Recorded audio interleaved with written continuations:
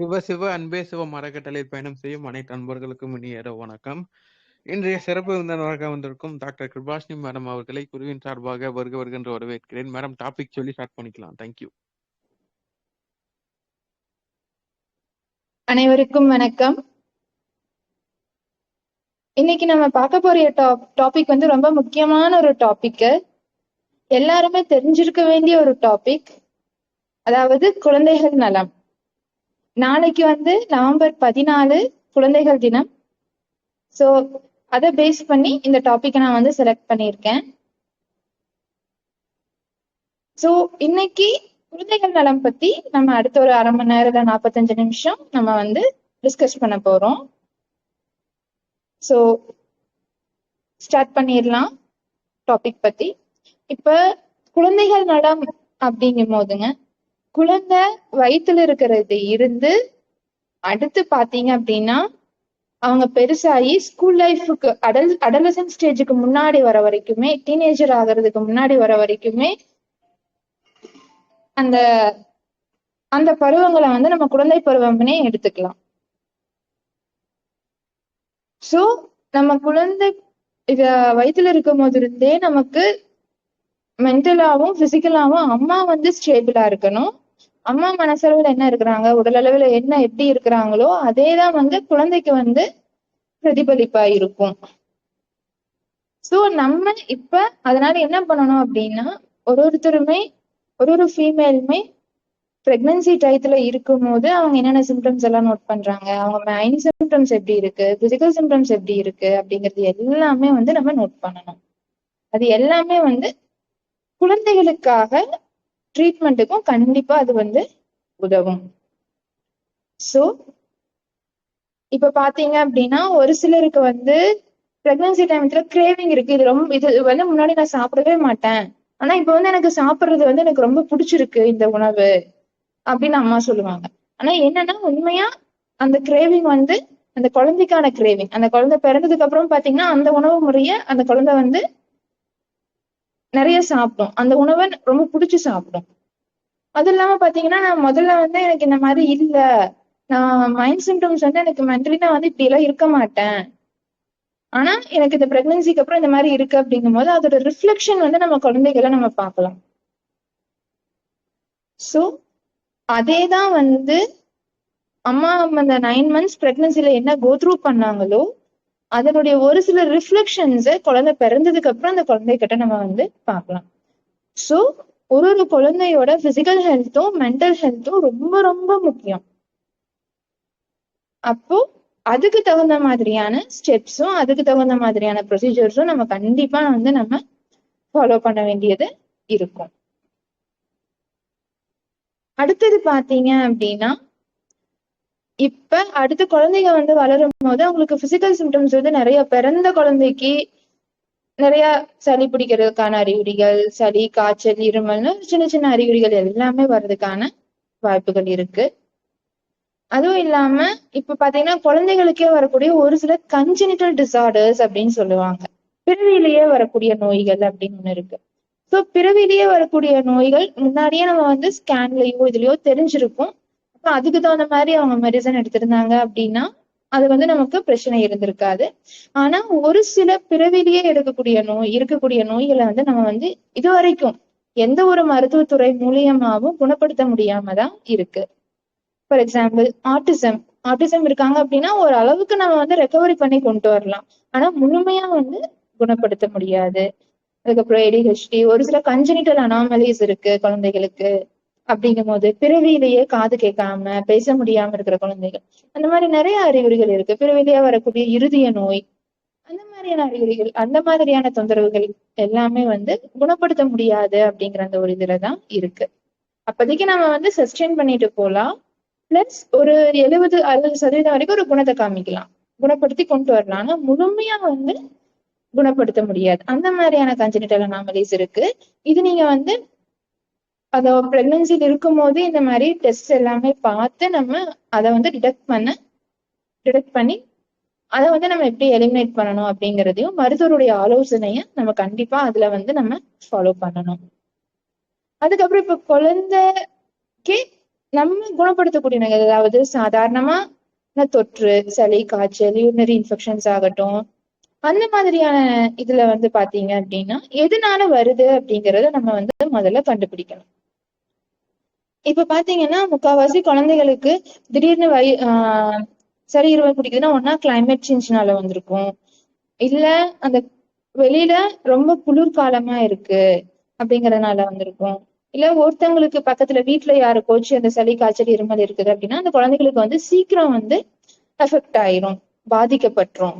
So அதற்கான என்ன தீர்வு அப்படிங்கிறதையும் நம்ம பார்க்கணும். ஒரு அருகில் உள்ள ஒரு நல்ல ஒரு ஹோமியோபதி மருத்துவரை நீங்க அணுகுனாலே அதற்கான ஒரு தீர்வு உங்களுக்கு கண்டிப்பா கிடைக்கும். ஏன்னா ஹோமியோ மருந்து நம்ம குழந்தைகள் இருந்தே கொடுக்கும் போது குழந்தைங்க வந்து அது ஈஸியாவும் சாப்பிட்டுக்குவாங்க. அதுவும் இல்லாம அந்த இம்யூனிட்டியும் அவங்களுக்கு வந்து இம்ப்ரூவ்மெண்ட் இருக்கும், எதிர்ப்பு சக்தி அளவும் அவங்களுக்கு இன்க்ரீஸ் ஆகும், மீண்டும் அதே மாதிரியான தொந்தரவு வராமையும் அவங்களுக்கு வந்து தடுக்கும். எதனால இந்த சளி பிடிக்கிற தொந்தரவு இல்ல இருமல் அந்த மாதிரி தொந்தரவு வருதுன்னா, ஏன்னா நுரையீரல் வந்து அவங்களுக்கு இது வரைக்கும் முழுமையா வந்து டெவலப் ஆகல. ஒரு பர்டிகுலர் வயசு வரைக்குமே அது வந்து டெவலப் ஆயிருக்காது. ஒரு பர்டிகுலர் வயசு வந்ததுக்கு அப்புறம் தான் வந்து நுரையீரல் முழுமையா வந்து டெவலப் ஆகும். அது வரைக்கும் டெவலப் ஆயிட்டு தான் இருக்கும். அதுக்கப்புறம் மெயினா பாத்தீங்க அப்படின்னா வயிற்று தொந்தரவுகள் மெயினா பார்க்கலாம். இப்ப வயிற்று தொந்தரவுனா ஏதாச்சும் நம்ம நிறைய உணவுகள் வந்து நம்ம அவங்களுக்கு கொடுக்க ஆரம்பிச்சுட்டு இருப்போம் புதுசு புதுசா குழந்தைகளுக்கு. அப்ப அவங்களுக்கு என்ன ஆகும் அப்படின்னா ஒரு சில உணவு முறைகள் வந்து அவங்களுக்கு வந்து சேராது. சோ அதைய வந்து நம்ம அவங்க கிட்ட எந்த உணவு முறை சேரலையோ அந்த உணவு முறையை நம்ம கண்டுபிடிச்சு அதற்கான என்ன தீர்வு அப்படிங்கறத நம்ம வந்து கண்டுபிடிக்கணும். இப்ப வந்து நிறைய பாத்தீங்கன்னா டெஸ்ட்லயே வந்து இந்த அலர்ஜி இருக்கு இந்த அலர்ஜி இருக்கு அப்படிங்கிற மாதிரி. சோ அதையும் நம்ம வந்து டிடெக்ட் பண்ணிக்கணும். அது வயிற்றுப்போக்கா இருந்தாலும் சரி, இல்ல ஜீரண தொந்தரவா இருந்தாலுமே சரி.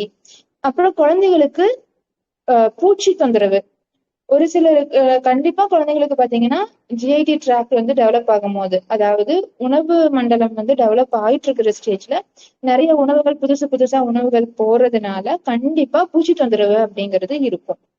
இதுக்குமே வந்து நமக்கு ஹோமியோபதி மருத்துவ முறையில கண்டிப்பான நல்ல தீர்வு இருக்கு. குழந்தைகளுக்கு வர ஜீரண தொந்தரவுக்காகட்டும் இதுக்காகட்டும் நல்ல தீர்வு வந்து இருக்கு. அதுக்கு அடுத்தது பாத்தீங்கன்னா குழந்தைகளுக்கு வரக்கூடியது யூரினரி இன்ஃபெக்ஷன் அதிகமா வரும். யூரினரி இன்ஃபெக்ஷன் வந்து எதனால வருதுன்னா தண்ணியே குடிச்சாலும் குழந்தைங்க வந்து ஒரு சில டைம் வந்து யூரின் வந்து ஃப்ரீயா போக மாட்டாங்க. எதனால வருது அப்படின்னு பாத்தீங்கன்னா நீங்க முன்னாடி அதுக்கான காரணம் என்னவா இருக்குன்னா கான்ஸ்டிபேஷன், அதாவது மலச்சிக்கல் இருக்கிற குழந்தைகளுக்கு இந்த யூரினரி இன்ஃபெக்ஷன் வர்றதுக்கான வாய்ப்புகள் வந்து அதிகமா இருக்கு. எதனால அப்படின்னா நம்ம யூரினரி பிளாடரும் ரெக்டமும் பாத்தீங்கன்னா ஒண்ணுக்கு பின்னாடி ஒண்ணு இருக்கிறதுனால ஒண்ணு வந்து அமுத்திடும். ரெக்டம்ல கான்ஸ்டிபேஷன் ஆயிருக்கு மலச்சிக்கல் இருக்கு அப்படின்னா அது வந்து பெருசாகி யூரினரி பிளாடரை வந்து அமுத்திடும். அப்ப யூரினரி இதுலயும் நமக்கு இன்ஃபெக்ஷன் வர்றதுக்கான வாய்ப்புகள் இருக்கு. சோ அது எதனால வருது, அந்த இன்ஃபெக்ஷன் வந்து எதனால வருது அப்படிங்கறத கண்டுபிடிச்சு அதுக்கான ஒரு தீர்வை நம்ம வந்து கொண்டு வந்தோம் அப்படின்னா கொடுத்தோம் அப்படின்னா குழந்தைகள் வந்து நல்லா குணமாவாங்க. ஒரு சிலருக்கு தண்ணி கரெக்டா குடிக்காததுனால இது இருக்கலாம் இந்த தொந்தரவு, ஒரு சிலருக்கு மலச்சிக்கல்னால இந்த தொந்தரவு இருக்கலாம், ஒரு சிலருக்கு அந்த யூரின் வந்து பின்னாடி அதே யூரினரி டியூப் மூலயமா கிட்னிக்கு அதே யூரின் அப்படியே போறதுனால அந்த மாதிரி இருக்கிற தொந்தரவுகள்னாலையும் இருக்கலாம். சோ இதுக்கு எல்லாமே பாத்தீங்கன்னா இந்த மாதிரி தொந்தரவுகள் எல்லாத்துக்குமே பாத்தீங்க அப்படின்னா ஹோமியோபதி மருத்துவ முறையில நல்ல ஒரு தீர்வு இருக்கு. ஒரு அருகில் உள்ள ஒரு ஹோமியோ மருத்துவரை கண்டிப்பா அணுகுங்க. அதுக்கு அடுத்தது பாத்தீங்க அப்படின்னா இப்ப வந்து நம்ம ஃப்ரீக்வெண்டா நவடேஸ் என்ன ஆயிட்டு இருக்கு அப்படின்னா குழந்தைகளுக்கு வந்து நம்ம வந்து மொபைல் எல்லாமே கொடுக்க ஆரம்பிச்சிட்டோம். ஏதோ ஒரு விதத்துல மொபைல் வந்து நம்ம கொடுக்க ஆரம்பிச்சிட்டோம். அப்ப என்ன ஆகும்னா கண்ணுக்கான நோய்கள் வந்து வர ஆரம்பிச்சிருக்கு. ஆனா நம்ம ஒரு போட்டோ எடுக்கிறது, குழந்தைகளை வந்து போட்டோ எடுக்கிறதும் அதே மாதிரிதான். இப்ப நம்ம ஒரு பிளாஷ் லைட் இல்லாம நம்ம போட்டோ எடுக்கிறோம் அப்படின்னா குழந்தைகளுக்கு பெருசா வந்து கண்ணு பாதிக்காது கண்டிப்பா. ஆனா நம்ம பிளாஷ் லைட் போட்டு குவாலிட்டி இல்லாத ஒரு மொபைல்லயோ இல்ல குவாலிட்டி இல்லாத ஒரு கேமராலயோ பிளாஷ் லைட் போட்டு எடுக்கிறோம் அப்படிங்கும் போது அவங்க கண்ணுக்கு வந்து பாதிப்பு வரும்.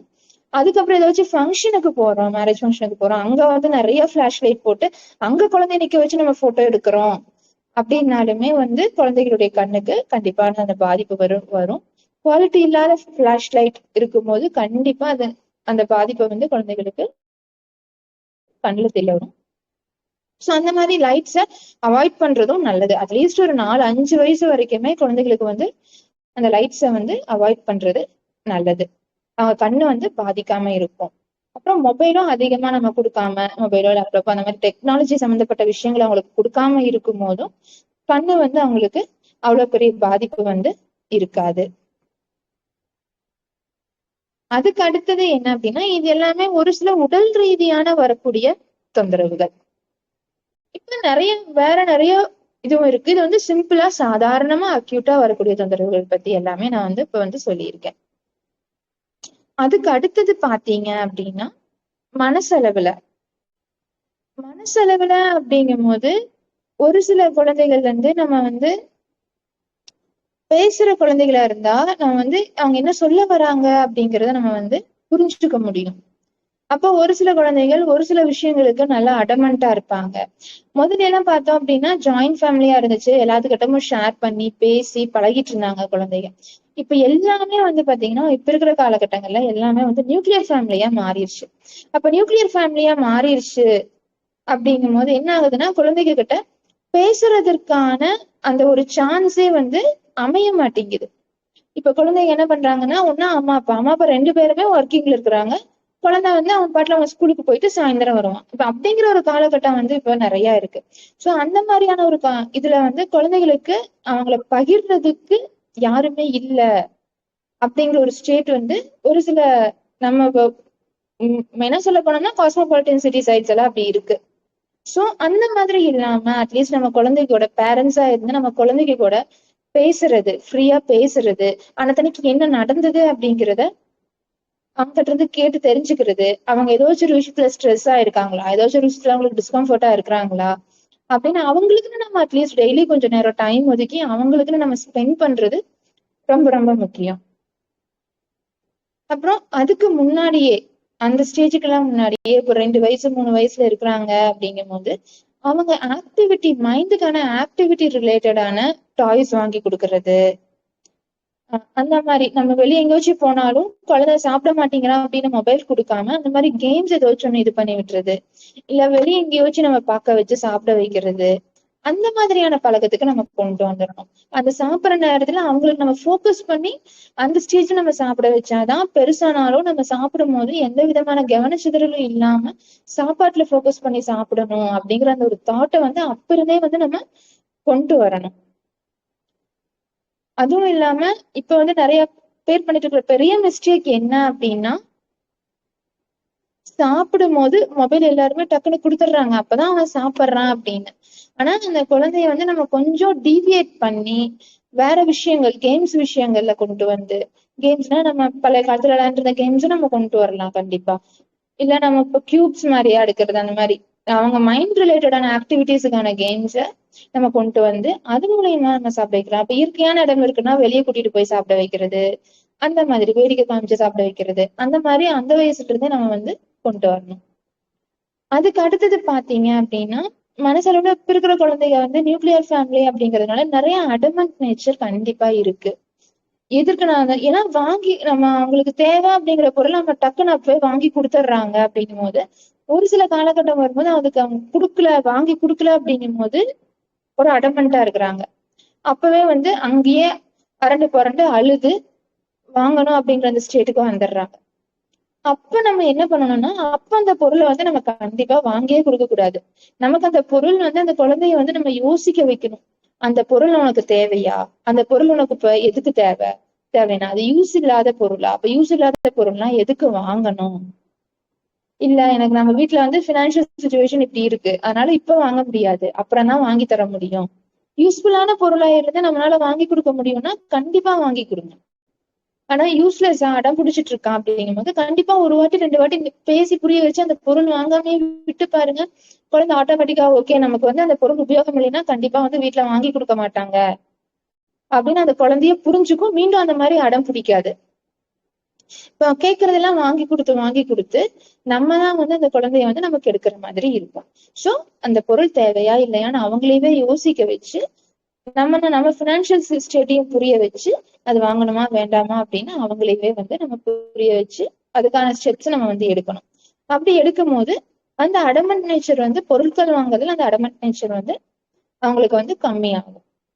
அப்புறம் ஜங்க் ஃபுட்ஸ் மெயினா சொல்ல போறோம் அப்படின்னா, அப்ப ஒரு குழந்தைகளுக்குமே நம்ம வந்து ஆரோக்கியமான உணவு கொடுக்கறதும் ரொம்ப முக்கியம். ஏன்னா சின்ன வயசுல இருந்தே ஒரு ஆரோக்கியமான உணவு கொடுக்கும் போது மட்டும்தான் குழந்தைங்க வளரும் போது அதற்கான ஒரு போஷாக்கும் இருக்கும், அதற்கான அவங்க வந்து ஒரு இதுவும் இருக்கும், பின்னாடி வந்து பலவீனமாகாம இருப்பாங்க. அப்ப என்ன பண்ணணும்னா, ஃபர்ஸ்ட் நம்ம அவாய்ட் பண்ண வேண்டியது ரெட் லிஸ்ட் இருக்க வேண்டிய foods, processed foods, packaged foods, அதுக்கப்புறம் வேற ஃபாஸ்ட் ஃபுட் ஐட்டம்ஸ், அதுக்கப்புறம் பாத்தீங்கன்னா இந்த சிப்ஸ் பேக்கெட்ஸ், லேஸ், குர்குரேன்னு வர இந்த சிப்ஸ் பேக்கெட்ஸ் எல்லாத்தையுமே வந்து குழந்தைகிட்ட இருந்து அவாய்ட் பண்ணணும்.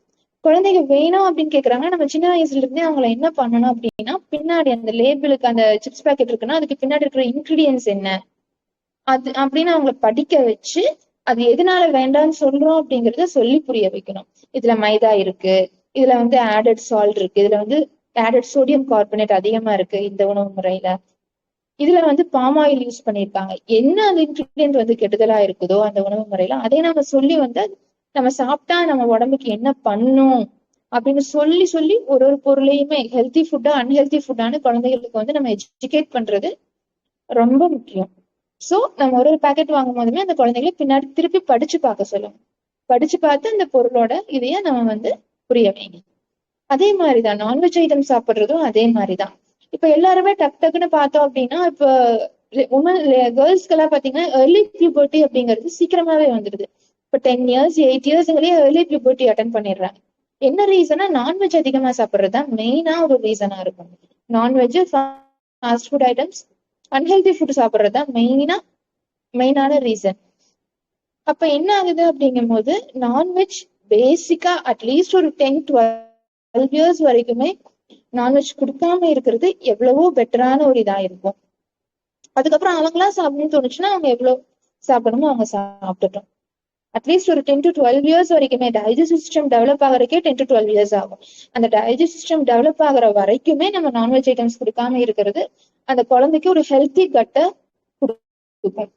அதுக்கப்புறம் அந்த குழந்தையா யோசனை பண்ணி அது சாப்பிடணுமா வேண்டாமா அப்படின்ட்டு இருக்கும்போது, அது சாப்பிடணும்னு தோணுச்சுன்னா சாப்பிட்டோம், இல்ல நான் வெஜிடேரியனாவே இருந்துட்டு போயிடுறேன் அப்படின்னா அந்த குழந்தை வெஜிடேரியனாவே இருக்கட்டும். இப்ப இருக்கிற இதுல அதுவும் நம்ம வந்து குழந்தைகிட்ட இருந்து பாத்துக்க வேண்டியதாதான் இருக்கு. அதுக்கப்புறம் பார்த்தோம் அப்படின்னா, மென்டலி இப்ப என்ன ஆகுறாங்க அப்படின்னா, குழந்தைங்க வந்து கம்யூனிகேஷன் ஒரு எப்படி சொல்றது, இப்ப வெளியே போறோம் இல்ல நம்ம வீட்டுக்கு யாராச்சும் வராங்க அப்படிங்கும் போது அவங்ககிட்ட எப்படி கம்யூனிகேட் பண்ணணும், அவங்களை எப்படி ட்ரீட் பண்ணணும் அப்படிங்கிற எல்லா விஷயங்களுமே நம்ம வந்து குழந்தைகளுக்கு கண்டிப்பா நம்ம வந்து சொல்லி கொடுக்கணும். அப்ப இருக்கிற வந்து ஜாயிண்ட் ஃபேமிலிஸ்ல நிறைய பேர் இருந்தாங்க. ஒருத்தர் இல்லைனாலும் ஒருத்தர் வந்து கண்டிப்பா அந்த குழந்தைக்கு வந்து சொல்லி கொடுத்துருவாங்க. அந்த குழந்தை ஒருத்தர்கிட்ட இல்லைனாலும் ஒருத்தர்கிட்ட ஷேர் பண்ணும். ஆனா இப்ப வந்து அது இல்ல. இப்ப வந்து அம்மா அப்பா வந்துதான் அந்த குழந்தைகளுக்கு வந்து சொல்லிக் கொடுக்குற மாதிரியான ஒரு ஸ்டேட்ல இருக்காங்க. சோ அந்த குழந்தைகளுக்கு ஆரம்பத்துல இருந்தே அந்த பேரண்டிங்லயே அது வந்துடணும். ஒருத்தர் கூட எப்படி பிஹேவ் பண்ணணும் அப்படிங்கிற அந்த பேரண்டிங், வீட்டுக்கு வராங்கன்னா அவங்க எப்படி உபசரிக்கணும் அப்படிங்கறது சொல்லிக் கொடுக்கணும். அது எல்லாத்தை விட மெயினா பெண் குழந்தைகளா இருந்தாங்க அப்படின்னா, வெளியே போறாங்க, வீட்டை விட்டு வெளியே போறாங்க இல்ல வீட்டுல இருந்தாலுமே குட் டச் பேட் டச் அப்படிங்கறத நம்ம கண்டிப்பா சொல்லி கொடுக்கணும். இதெல்லாம் குட் டச், இதெல்லாம் பேட் டச் அப்படிங்கறத சொல்லி கொடுத்து வெளியே அந்த குழந்தைய அனுப்பணும். பசங்களா இருந்தாங்க அப்படின்னா ஒரு பொண்ணை எப்படி ரெஸ்பெக்ட் பண்ணணும், எப்படி பார்க்கணும் அப்படிங்கறத சொல்லி அனுப்பணும். பெண்கள் ஃபேஸ் பண்ணக்கூடிய ப்ராப்ளத்தை அவங்களுக்கு சொல்லி வளர்க்கணும். இப்ப என்ன ஆகுது அப்படின்னா, நிறைய பேர் வந்து பேரண்ட்ஸ் வந்து அந்த காலகட்டத்துல நிறைய கஷ்டப்பட்டு இருந்தாங்க.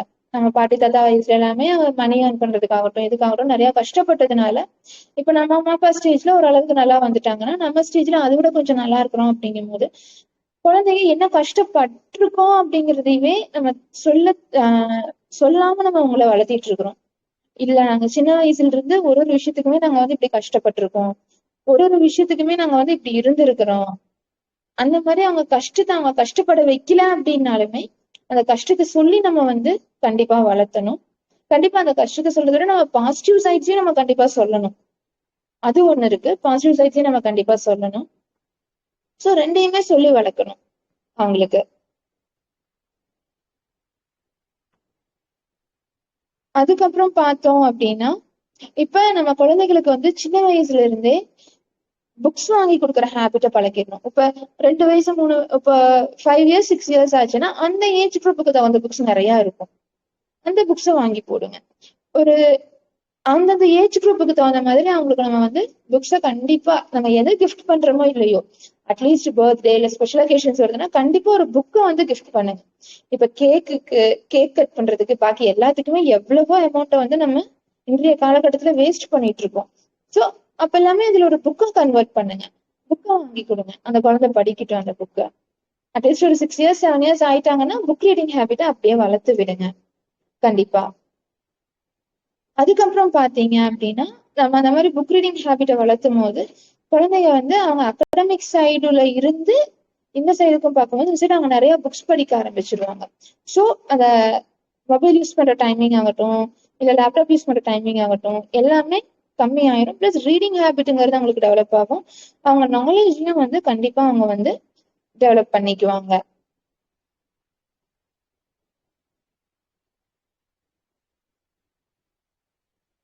அதுக்கப்புறம் பாத்தீங்க அப்படின்னா இன்றைய காலகட்டத்துல குழந்தைகளை வந்து ஃபெயிலியர் அப்படிங்கிறத நம்ம வந்து ஃபேஸ் பண்ண கத்துக் கொடுக்கணும். சக்சஸ் அடையும் போது அவங்களை எப்படி நம்ம வந்து பாராட்டுறோமோ அதே மாதிரி ஃபெயிலியர்ஸ் அவங்க ஃபேஸ் பண்ணவும் நம்ம வந்து கத்துக் கொடுக்கணும். ஒரு இல்ல எப்படி சொல்றது, ஒரு எக்ஸாம்ல ஃபெயில் ஆயிட்டாலோ இல்ல ஸ்போர்ட்ஸ்ல வச்சு ப்ரைஸ் வாங்க முடியல அப்படின்னாலும் அந்த ஃபெயிலியர்ல இருந்து அவங்களை எப்படி ஓவர் கம் பண்ணி அவங்க வந்து நெக்ஸ்ட் டைம் வந்து அது பெட்டரா எப்படி பண்ணணும் அப்படிங்கறத கத்துக் கொடுக்கணும். வின்னிங் வந்து கண்டிப்பா அது கிடையாது. அந்த ஜேர்னி, அந்த ஃபெயிலியர் ஆனாலுமே அந்த ஜேர்னில அவங்க டிராவல் பண்றதுதான் ஒரு நல்ல ஒரு லைஃப் லெசன் அப்படிங்கறத அவங்களுக்கு வந்து நம்ம கற்றுக் கொடுக்கணும். இப்ப இருக்கிற காலகட்டத்துல என்ன ஆகுதுன்னா ஸ்டடீஸ்னே அவங்க போட்டு ஃபோர்ஸ் பண்ணக்கூடாது.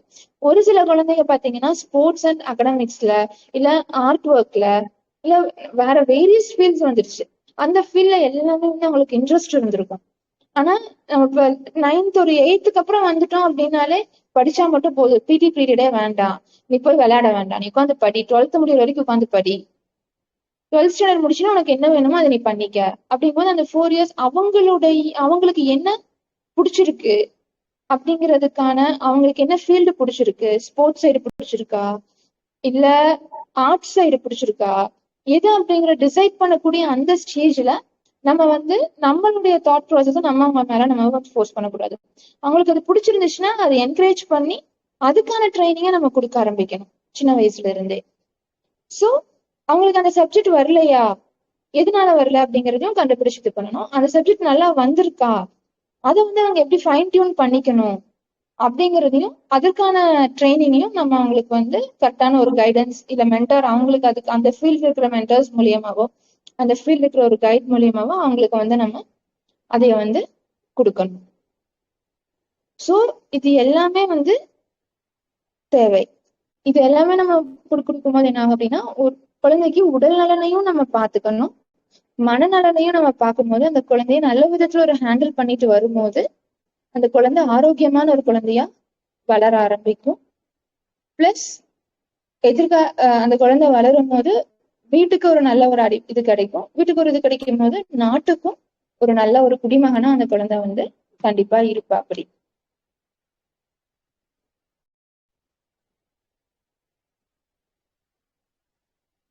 சோ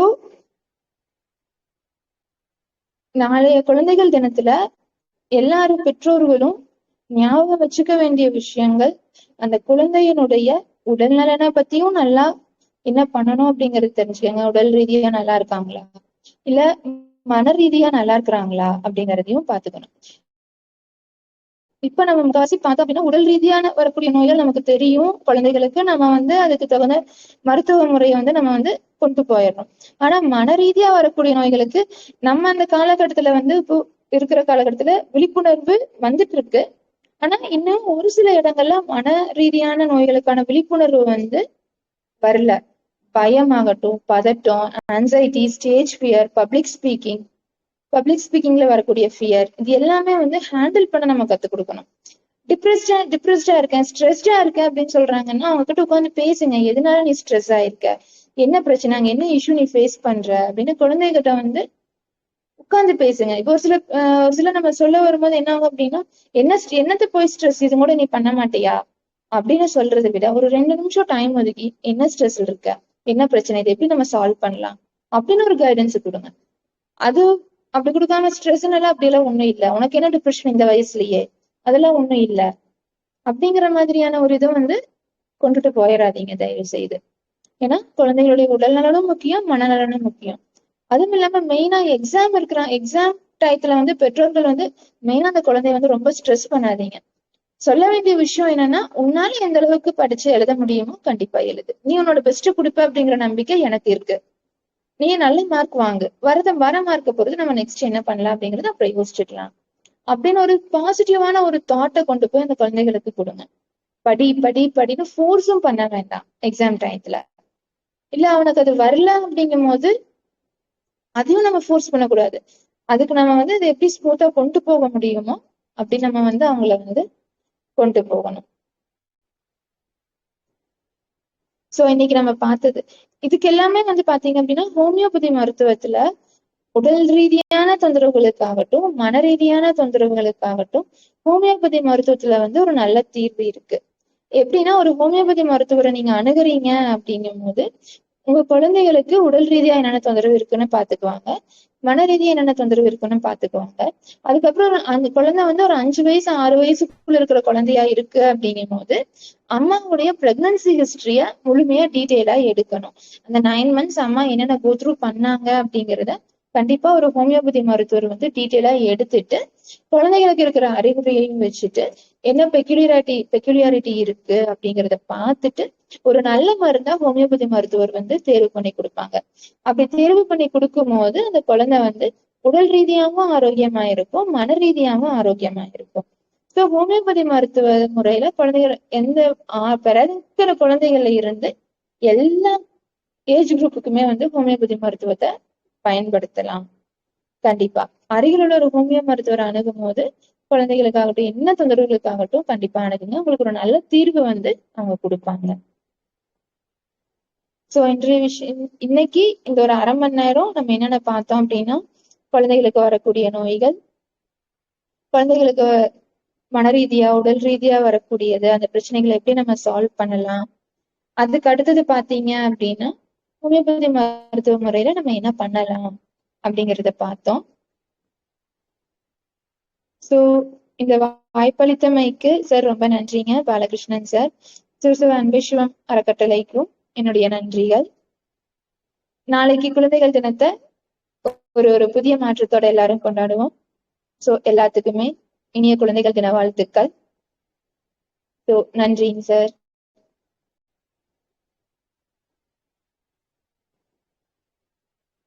ரொம்ப ரொம்ப நல்லா இருந்தது, நிறைய விஷயம் ஆக்சுவலா ரொம்ப ரொம்ப நன்றி. Thank you so much. முடிச்சுக்கலாமா? முடிச்சுக்கலாங்க சார்.